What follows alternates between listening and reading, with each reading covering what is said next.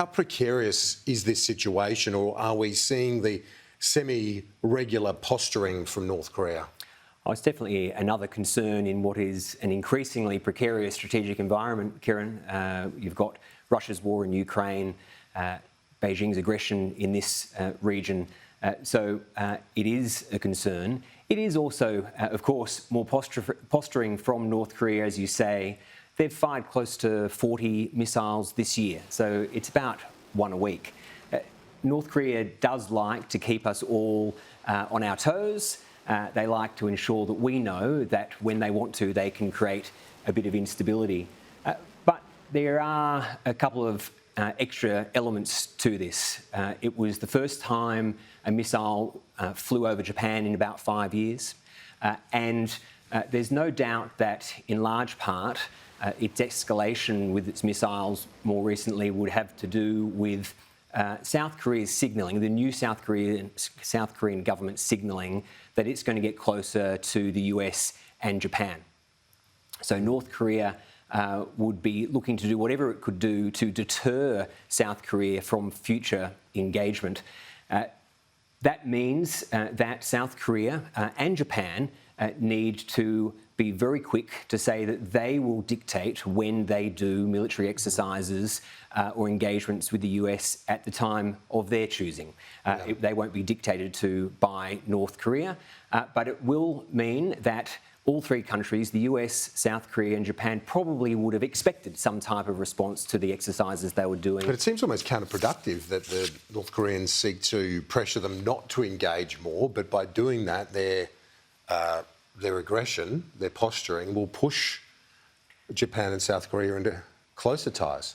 Yes, I think that's what will happen this time, but I think history shows that North Korea's missiles have had the response that it has wanted in the past. So the previous South Korean government took an approach of looking for better relations with North Korea, and it meant at times they succumbed to North Korean missile tests and posturing in a way that the new South Korean administration is showing that it won't do. It's likely that the three countries were expecting some type of response, notwithstanding that this response with the missile flying over Japan was clearly disproportionate, clearly in breach of UNSC resolutions.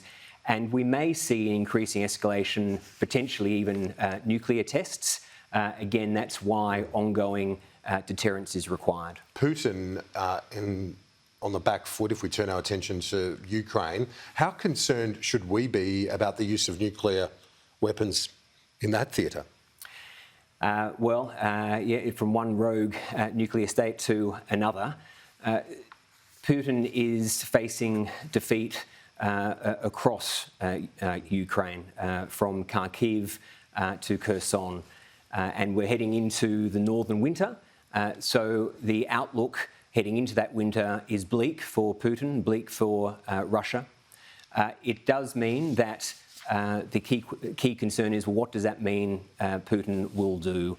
How will he escalate?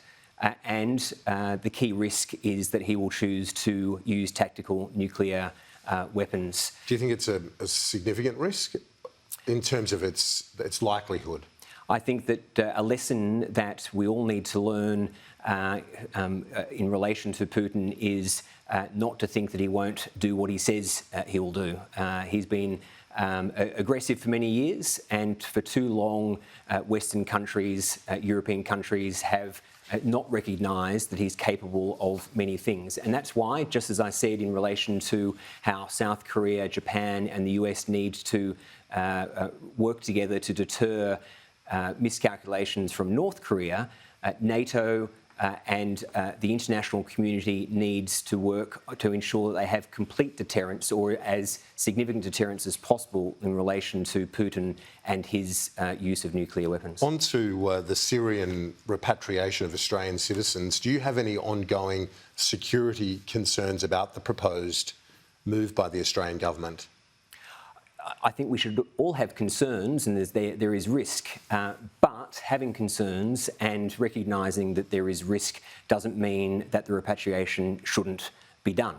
I think the key is to follow security and intelligence agency advice. and if the suggestion is that the operation can occur safely, and if the repatriation can occur with reintegration occurring, then that is something that Australia should look to do, given they are Australian citizens, and there are international obligations of which other countries are currently undertaking themselves. The key is that there is no zero risk approach here, Kieran, that there are risks in repatriation and there are risks in leaving Australians in Syria.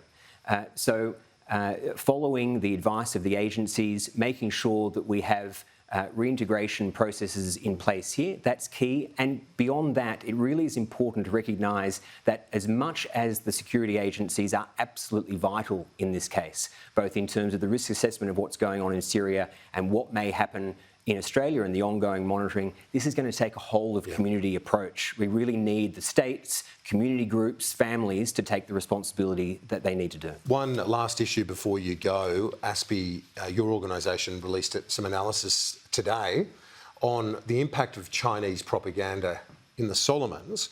The Solomons Prime Minister will be staying at the lodge tomorrow with the Prime Minister. He's here to visit as of tomorrow, but your analysis suggests that the Chinese Communist Party has had a fair bit of sway in terms of shifting opinion in the Solomons. Yes, it absolutely has shifted opinion in Solomons. The report was done by an excellent analyst, Blake Johnson, and a great team at ASPI. The report found, Kieran, that the Chinese Communist Party has spread false narratives, not just to further its own aims in terms of its own reputation in the region, but to harm Solomon Islands' relationship with the US and Australia. Spreading the narrative that Australia and the US were responsible for the riots and that we were acting like colonialist bullies. And the issue is that it works, the clear evidence is that the local population, that it did resonate, this idea that we were being bullies. So there are clear lessons for the Australian government and all our partner governments that we need to ensure that we don't use this to curb free speech. We've got to support free speech, but we've got to do it in a way that head-on addresses disinformation and propaganda. And so the report recommends a number of possibilities, including training local journalists to ensure that they are resilient to disinformation and propaganda, and also to ensure there's further research done in this area of disinformation in the region. Justin Bassi, Executive Director at ASPI, thanks as always. Appreciate it. Pleasure, Kieran.